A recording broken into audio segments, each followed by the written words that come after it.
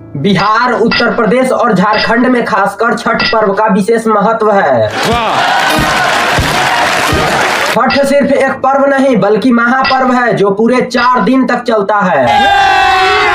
अभी मजा आएगा ना भिड़ो। नहाए खाए से इसकी शुरुआत होती है जो डूबते और उगते सूर्य को अर्घ देकर समाप्त होती है।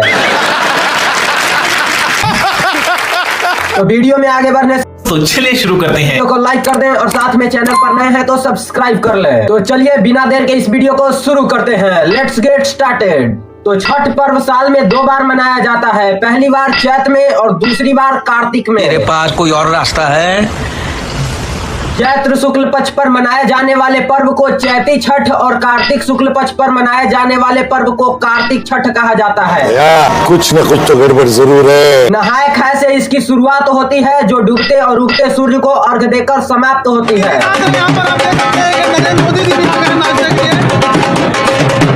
पारिवारिक सुख समृद्धि और मनोवांछित फल प्राप्ति के लिए ये पर्व मनाया जाता है। बात तो सही है। इसका एक अलग ऐतिहासिक महत्व है। माता सीता ने भी की थी सूर्य देव की पूजा। तो चलिए जानते हैं छठ पर्व की शुरुआत कैसे हुई। धीरे धीरे सींग निकलने शुरू हो गए। ये चाहिए वो चाहिए वो चाहिए। तो इसके लिए कई कथाएं प्रचलित है। एक मान्यता के अनुसार जब राम सीता 14 साल के वनवास के बाद अयोध्या लौटे थे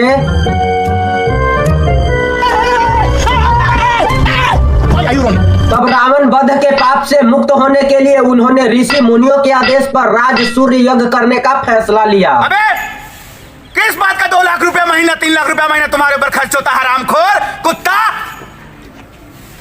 तुम्हारे सीने से मारूंगा, घबराओ मत। पूजा के लिए उन्होंने मुग्दल ऋषि को आमंत्रित किया।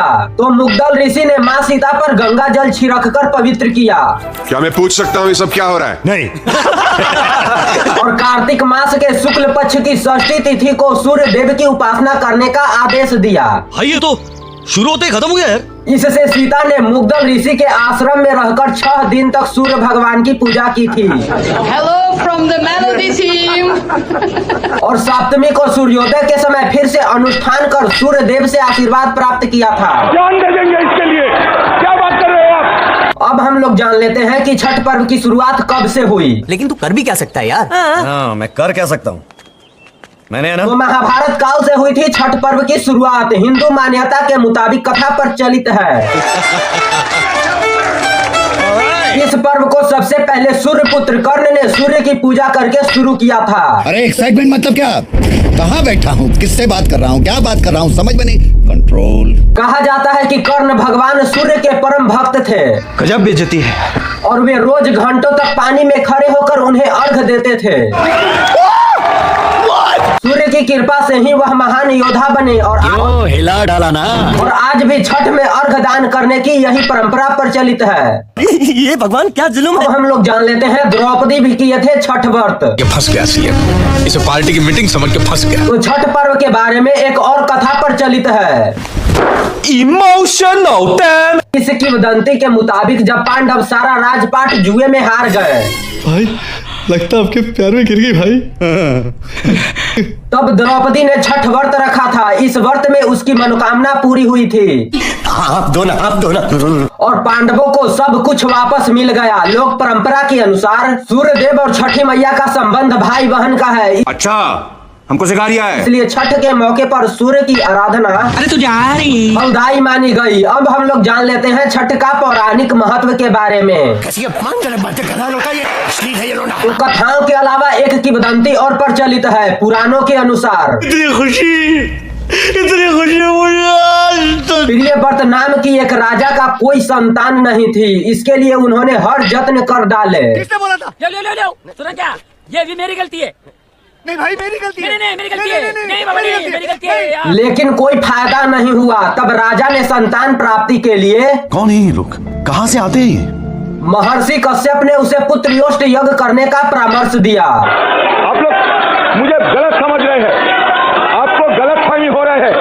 आपको गलतफहमी हो रहे हैं। यज्ञ के बाद महारानी ने एक पुत्र को जन्म दिया, लेकिन वह मरा हुआ पैदा हुआ। सही पकड़े हैं। इसके बाद राजा के मृत बच्चे की सूचना से पूरे नगर में शोर छा गया।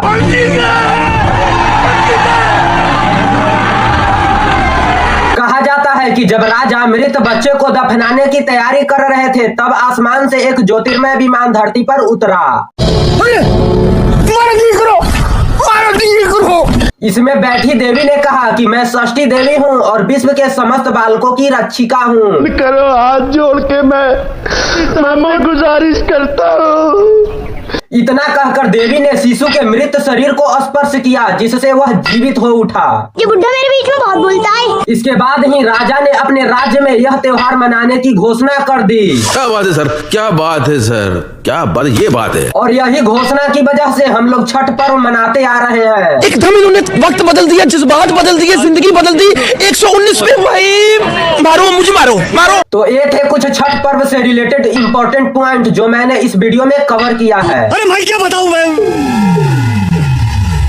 मैं क्या बताऊं, मैं क्या बताऊं। तो प्लीज वीडियो पसंद आया है तो लाइक कर दें और साथ में चैनल पर नए हैं तो सब्सक्राइब कर लें और कमेंट में जय छठी मैया जरूर लिखें। फिर मिलते हैं दूसरे वीडियो के साथ। जय हिंद, जय भारत।